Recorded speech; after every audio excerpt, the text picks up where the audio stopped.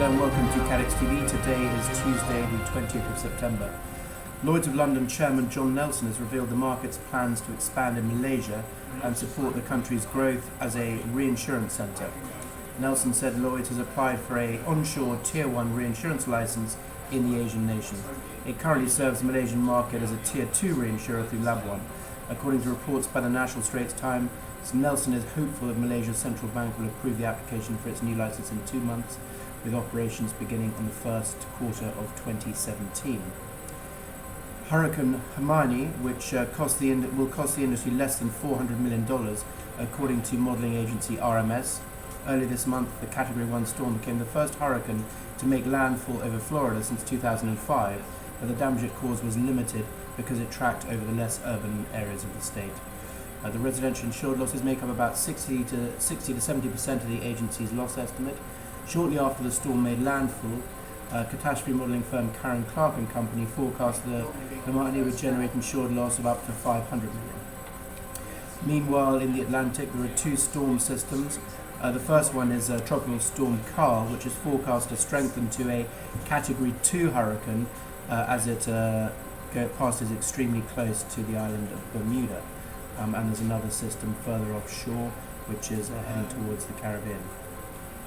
A massive leak of secret technical data on the Scorpene subclass submarines did not originate in India, but in France, according to Delhi's naval chief, pointing to the findings of initial probes.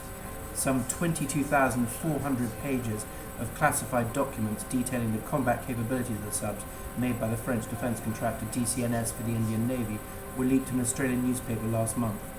DCNS has implied that the leak may have come from India, but initial findings of a high-level probe set up by Delhi indicate otherwise. The leaked documents include thousands of pages on submarine sensors and thousands more on its communication navigating systems, as well as 500 pages alone on the torpedo launch system. As the Islamic State loses territory in Iraq and Syria, America and other Western officials say they are bracing for large numbers of battle-tested terrorist fighters as they flee the conflict in desperation or by design and prepare attacks at home. Some of the fighters will head to Western Europe, officials said, posing a threat that many countries there still seem ill-prepared to combat. According to Dick Schuth, the Dutch counter-terrorism coordinator, when they return and connect with radicals in Europe, it's going to be a very tense situation for our national security. An American-led coalition is closing in on the last major Islamic State strongholds of Mosul in Iraq and Raqqa in Syria, and officials say military and counter-terrorism leaders face an urgent challenge in devising plans to deal with the consequences of that success. Some Islamic fighters in Iraq and Syria have filtered back into Europe since early 2014, but Western officials fear that squeezing the group's territory could greatly accelerate that flow. And finally, France has passed a new law to ensure all plastic cups and cutlery and plates can be composted and are made of biologically sourced materials.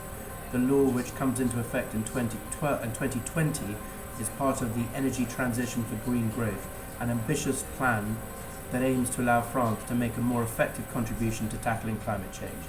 That's all from us today. We'll be back with you at the same time tomorrow. Until then, thank you and goodbye.